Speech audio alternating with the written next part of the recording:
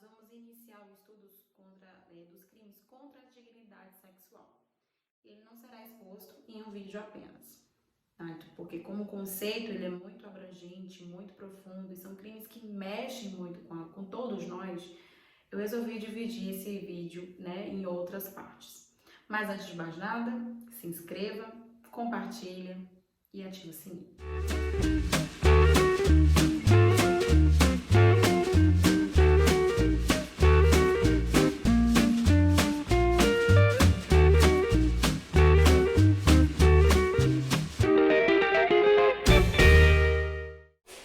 O título 7 do Código Penal está dividido em 7 capítulos. O capítulo 3, rapto, foi revogado. Vamos ver nessa aula somente a primeira parte do título. Então a gente vai estudar o que é a sexualidade, o que é sexo, gênero, o que é libido, modificações ao longo do tempo dos tipos, a moralidade sexual brasileira, os costumes versus a dignidade sexual. Em 2005, houve profundas alterações no título em relação aos crimes contra a liberdade sexual.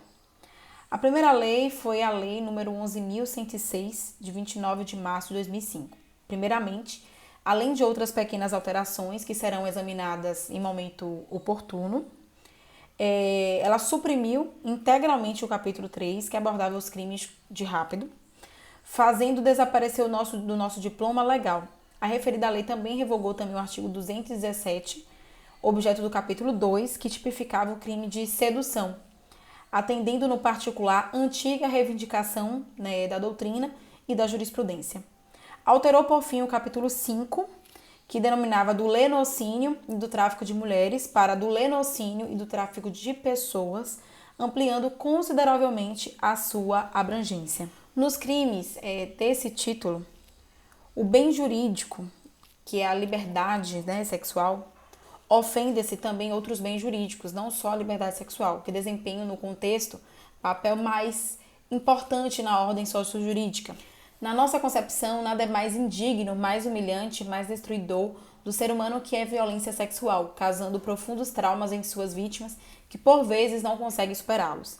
Na verdade, a violência sexual é repugnante, nojenta, asquerosa, atinge valores mais sagrados do ser humano, como a sua dignidade, sua intimidade, né, e seu interior, deixando-lhes marcas indeléveis. Por isso, quando a liberdade sexual for desrespeitada, sendo colocada em prática a violência sexual, a repressão estatal deve fazer presente energicamente, criminalizando e punindo severamente sua transgressão, como veremos, né, mais adiante.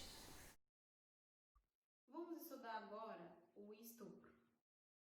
O estupro está no artigo 213 do Código Penal e ele foi modificado no ano de 2009. Então, houve uma modificação no antigo 213, porque antes só era considerado estupro a conjunção carnal, ou seja, o sexo vagínico. Qualquer ato libidinoso não era considerado estupro. Então, se houvesse e outra coisa que a gente tem que lembrar, né? E o sujeito passivo anteriormente era apenas a mulher. O homem, ele não podia ser sujeito passivo do estupro. Então, agora vamos estudar o artigo 213 e agora 214, 215 e 216. Mas antes da gente analisar esses artigos, eu vou falar aqui para vocês, vou fazer uma leitura aqui. Essa parte aqui a gente apaga, e a gente quebra aqui e vamos começar. Nós vamos fazer a leitura do artigo 213, que é o estupro, né, completamente, a violência sexual mediante fraude, o assédio sexual, e vamos falar sobre a exposição da intimidade sexual, que foi trazida, né, pela Lei 13.772 de 2018. Que lei é essa, professora? Então, nesse vídeo, o que a gente vai estudar? Esses crimes iniciais, né, estupro, violência sexual mediante fraude, e a gente vai estudar os crimes de importunação sexual. A Lei 12.015 de 2009 alterou o título 6 do Código Penal, que passou a tutelar a dignidade sexual, diretamente vinculada à liberdade e ao direito de escolha de parceiros. Suprime de uma vez por todas a superada terminologia crimes contra os costumes. Na realidade, reconhece que os crimes sexuais, violentos ou fraudulentos, atingem diretamente a dignidade, a liberdade e a personalidade do ser humano. Assim, a Lei 12.015 de 2009, ela unificou o crime de estupro e o atentado violento ao pudor.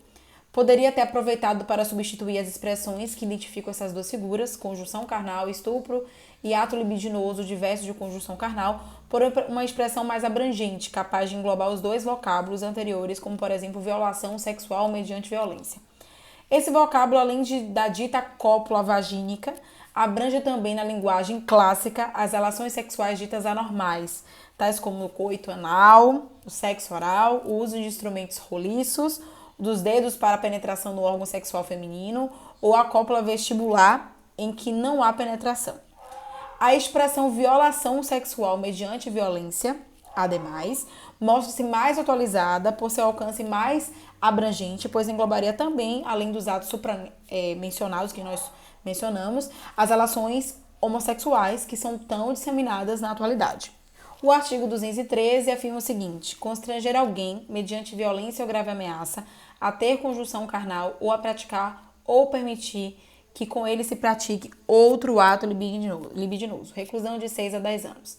Parágrafo 1º. Se da conduta resulta lesão corporal de natureza grave ou se a vítima é menor de 18 ou maior de 14 anos, penas de reclusão de 8 a 12 anos. Se da conduta resulta morte, reclusão de 12 a 30 anos. O bem jurídico protegido a partir da redação determinada pela Lei nº 12.015 de 2009 é a liberdade sexual da mulher e do homem, o direito de exercer a sua sexualidade, ou seja, a faculdade de que ambos têm de escolher livremente seus parceiros sexuais, podendo recusar, inclusive, o próprio cônjuge, sem assim o desejarem. Na realidade, também nos crimes sexuais praticados sem o consenso da vítima, o bem jurídico protegido continua sendo a liberdade individual, mas na sua expressão mais elementar, a intimidade e a privacidade, que são aspectos da liberdade individual. Aliás, assume dimensão superior quando se trata da liberdade sexual, atingindo sua plenitude ao tratar da inviolabilidade carnal, que deve ser respeitada inclusive pelo próprio cônjuge, que a nosso juízo também pode ser sujeito ativo do crime de estupro. Estupro, na linguagem do Código Penal de 1940, era constrangimento de mulher à conjunção carnal, mediante violência ou grave ameaça.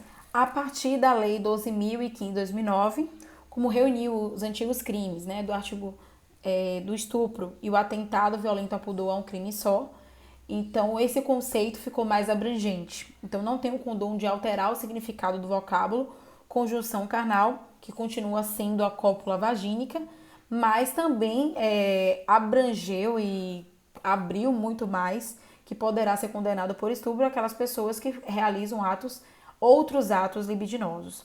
Então, na realidade, a partir desse diploma legal, passamos a ter duas espécies distintas de estupro, quais sejam constranger a conjunção carnal ou constranger a prática de outro ato libidinoso. Então, essa reunião, contudo, de conceitos distintos, conjunção carnal e atos libidinosos diversos, não tem força suficiente para fundi-los em uma entidade unitária superior com significado único. Assim, tem-se uma diversidade. Quando falamos em constranger a conjunção carnal, a ação tipificada é constranger, forçar, compelir, obrigar alguém, esse pronome indefinido sugere pessoa de qualquer seja, sexo é crime comum. A opção do legislador pelo pronome indefinido alguém decorre da necessidade de abranger as duas figuras, tanto o homem quanto mulher. Então, e no caso de constranger a qualquer ato libidinoso, tem o mesmo sentido do analisado em relação à conjunção carnal. A finalidade, no entanto, nesta figura é a prática de ato libidinoso diverso da conjunção carnal, ou, mais precisamente, como passou a referir o atual texto, outro ato libidinoso para diferenciá-lo de conjunção carnal. Esta segunda modalidade de estupro pode ser praticada de duas formas: constranger a praticar ou permitir que se pratique outro ato libidinoso, quando a própria vítima é obrigada a realizar o ato, isso deve adotar uma posição ativa, e na forma permitir aquela que é submetida à violência de forma passiva. O sujeito ativo, ele pode ser, sob a ótica da redação anterior, só podia ser o homem, antigamente, antes da lei de 2009, tendo como vítima somente a mulher. Nesse período, já sustentavam não haver impedimento que uma mulher pudesse ser partícipe do crime de estupro, diante das previsões do artigo 22, 29 e 30. Só que a partir da Lei 12.015 de 2009, ela simplificou esse quesito e o crime de estupro passou a ser crime comum, podendo ser praticado ou sofrido indistintamente por mulher ou por homem. Então, um sujeito ativo e passivo é um crime um crime comum, qualquer pessoa pode ser sujeito ativo ou passivo do crime. Aí tem assim, nenhum dos cônjuges tem o direito de subjugar seu consorte, submetê-lo. Então, hoje, o cônjuge não pode dizer que sua esposa ou seu marido que não querem ter relações sexuais, eles estão em débito conjugal. Assim, o débito conjugal não assegura ao marido o direito de estuprar sua mulher. E vice-versa, a mulher também não pode dizer que, por débito conjugal, pode estuprar o seu marido. Os parágrafos do artigo 213 dispõem se da conduta resulta lesão corporal de natureza grave ou se a vítima é menor de 18 anos ou maior de 14 anos, a pena de reclusão de 8 a 12 anos. Se a conduta resulta morte, a reclusão de 12 a 30 anos. Neste tópico, examinaremos somente as qualificadoras. Na execução do crime propriamente dito, a menoridade da vítima não decorre da ação do sujeito ativo, mas de uma condição ou qualidade pessoal da vítima, que leva o legislador a presumir violência mais grave e, consequentemente, mais desvalor do resultado. Ao passo que, nas duas qualificadoras decorrentes da violência, o maior desvalor do resultado, lesão corporal ou morte, é real e não presumindo. O desvalor da ação já está valorado na combinação do caput do artigo subexame, abrangendo inclusive as modalidades qualificadas. Portanto, no parágrafo 2º, se da conduta resulta morte, a pena de reclusão de 12 a 30 anos. Nesse caso, estamos tratando dos crimes pré-doloso. Havia dolo inicial para o crime de estupro e culpa para o resultado, tanto a lesão como para a morte. Caso haja dolo para os dois resultados, ou seja, o agente queria tanto o estupro como a morte, nós estaríamos nós estaríamos dentro do assunto ou concurso material ou formal de crimes. Assim, a perícia deverá analisar a situação fática concreta. Em relação à ação penal, nós devemos analisar o artigo 225 do Código Penal, que fala o seguinte: nos crimes definidos no capítulo 1 e 2 deste título, procede-se mediante ação penal pública condicionada à representação. O parágrafo único. Procede-se, entretanto, mediante ação penal pública incondicionada, se a vítima é menor de 18 anos ou pessoa vulnerável. A súmula 608 do STF afirma o seguinte: no crime de estupro praticado mediante violência real, a ação é pública incondicionada.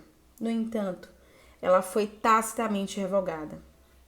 Já o artigo 234-B afirma o seguinte: os processos em que se apuram crimes definidos neste título, ou seja, dos crimes contra a dignidade sexual, correrão em segredo de justiça, em relação à vitimização terciária, para não expor a vítima a mais incômodo e exposição da sua vida às pessoas.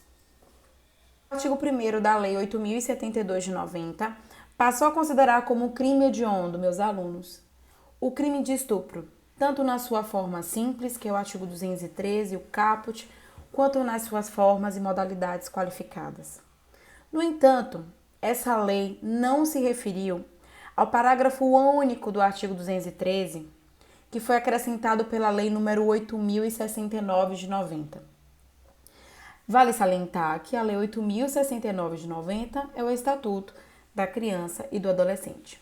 Por isso, não admitir que esse parágrafo tenha sido revogado tacitamente pela Lei nº 8.072 de 90, antes mesmo de sua vigência, levaria ao absurdo de o caput ter uma pena mínima mais grave do que o parágrafo único, além de somente o crime do caput ser considerado hediondo e o parágrafo único não. Embora pareça uma monstruosidade interpretativa, acreditamos ser a solução mais razoável e sensata. Finalmente, como dito, prevaleceu o bom senso e a Lei nº 9.281 de 96 revogou expressamente o parágrafo único. Finalmente, a Lei 12.015 de 2009 incluiu no artigo 1º da Lei 8.072 de 90 o estupro simples e qualificado, o artigo 213 caput, parágrafo 1º e 2º, e o estupro de vulnerável simples e qualificado, artigo 217-A caput, parágrafo 1º, 3º e 4º, passando todos a serem considerados crimes hediondos, com as consequências que lhes são peculiares. Mais uma luta justa para aqueles e aquelas que são vítimas desse crime tão atroz. O artigo 215 fala da violação sexual mediante fraude. Está assim disposto, o artigo 215. Ter conjunção carnal ou praticar outro ato libidinoso com alguém mediante fraude ou outro meio que impeça ou dificulte a livre manifestação de vontade da vítima. A pena é reclusão de 2 a 6 anos. O parágrafo único afirma o seguinte: se o crime é cometido com o fim de obter vantagem econômica, aplica-se também a multa. Vamos entender esse dispositivo. Com as alterações introduzidas pela Lei 12.015 de 2009, a exemplo da nova definição do crime, não tão nova, pessoas, porque nós estamos em 2020, mas a gente ainda fala que é nova porque em comparação à disposição criminal que nós temos no nosso país. Então, assim, a exemplo da Lei de 2009, que modificou a definição do crime estupro, que unificou o estupro e atentado violento ao pudor. Então, ela reuniu também a posse sexual mediante fraude e atentado ao pudor mediante fraude, em uma única figura delituosa, sob o novo nome de violação sexual mediante fraude, com duas modalidades de condutas. Quais são? Conjunção carnal ou praticar outro ato libidinoso com alguém. Essa nova definição consagra um crime de ação múltipla ou de conteúdo variado, isto é, ainda que o agente pratique as duas condutas, tanto o sexo, a conjunção carnal, como outro ato libidinoso, as duas condutas cometem apenas um crime só, é apenas um crime, não se podendo falar em um concurso de crimes no mesmo contexto fático. Então, nesse caso, nós estamos falando da incriminação da posse sexual mediante fraude, tal como constava no texto anterior.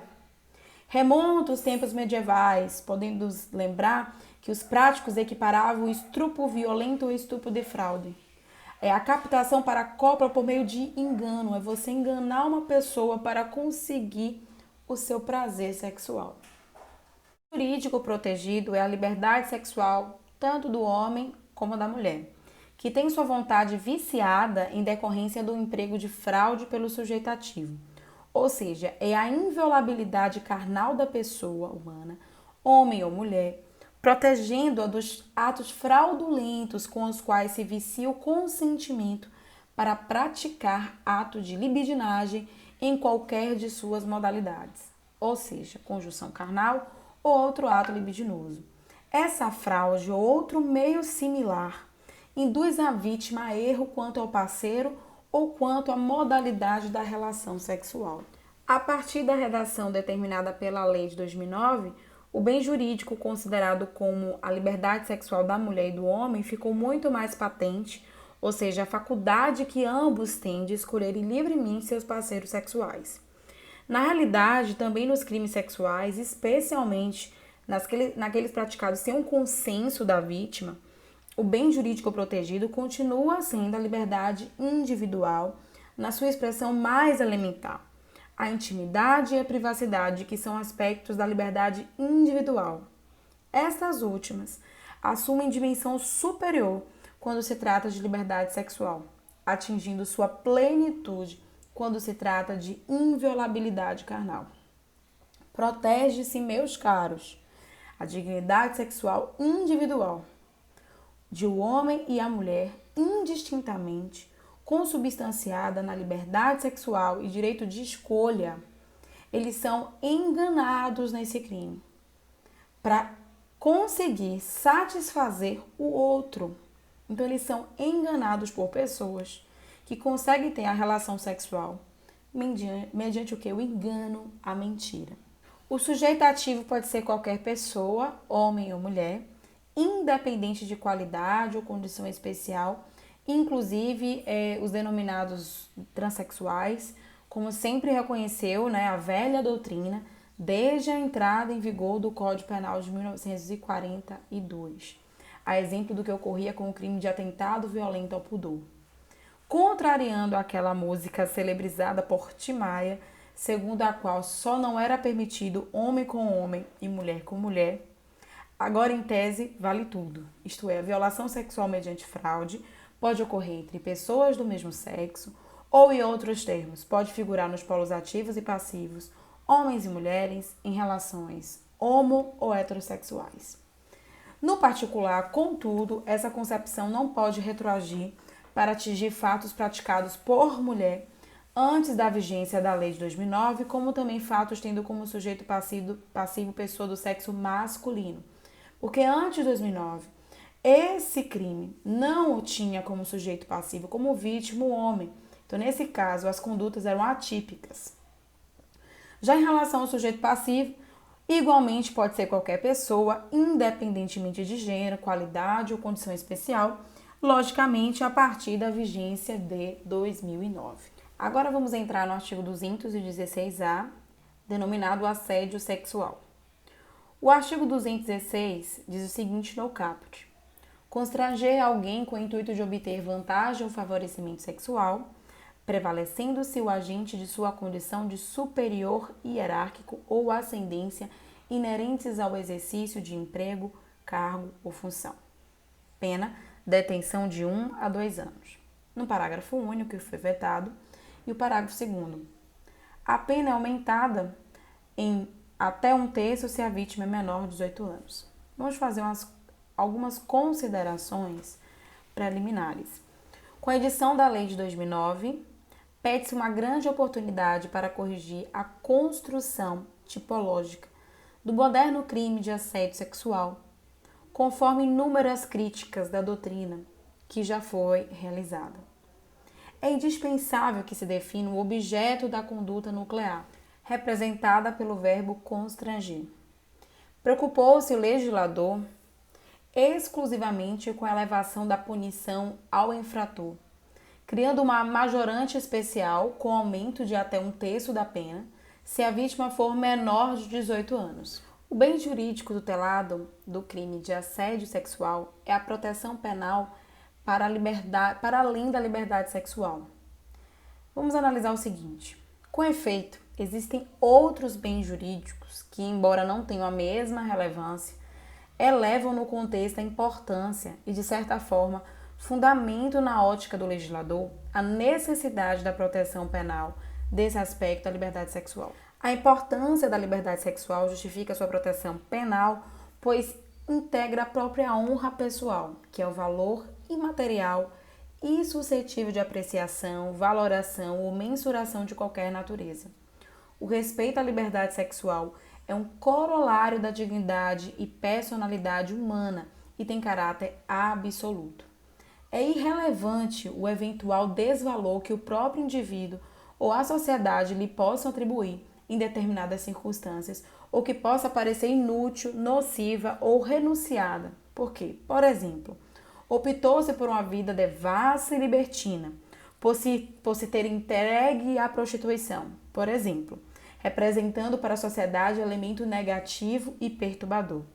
Não se pode esquecer que a própria prostituta também pode ser vítima dos crimes de estupro, na medida em que sua opção pela prostituição não a obriga a submeter-se contra a sua vontade à prática de todo e qualquer ato libidinoso com todo e qualquer indivíduo em quaisquer circunstâncias. Trabalho escravo não existe em nenhuma atividade humana, em nenhum Estado democrático de direito. Por honra e dignidade sexuais, entendemos o respeito que cada indivíduo, homem e mulher, merece da coletividade como ente social em geral.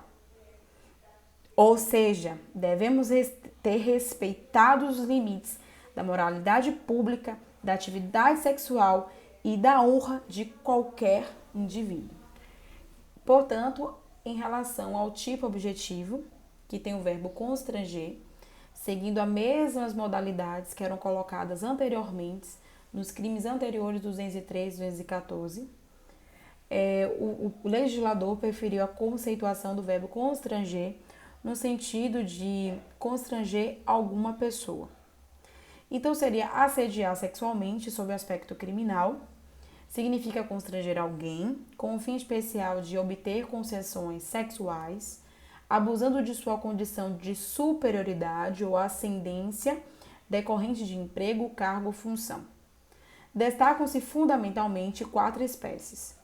A ação de constranger, que é a ação de constranger de alguém, homem ou mulher. O especial fim, que são favores ou concessões de atos libidinosos. A existência de uma relação de superioridade ou ascendência e hierarquia. Abuso dessa relação e posição privilegiada em relação à vítima. Assediar sexualmente, ou melhor, constranger, implica importunação séria, grave, ofensiva, chantagista ou ameaçadora a alguém subordinado, na medida em que o dispositivo legal não dispensa a existência e infringência de uma relação de hierarquia ou ascendência. Simples gracejos, meros galanteios ou paqueras não têm idoneidade para caracterizar a ação de constranger, infelizmente. Vale salientar, meus caros, que nessa modalidade criminosa não existe a necessidade, ou seja, é absolutamente desnecessária a prática de qualquer ato libidinoso entre o autor e a vítima. E se ocorrer, representará, em tese, somente o exaurimento da infração penal.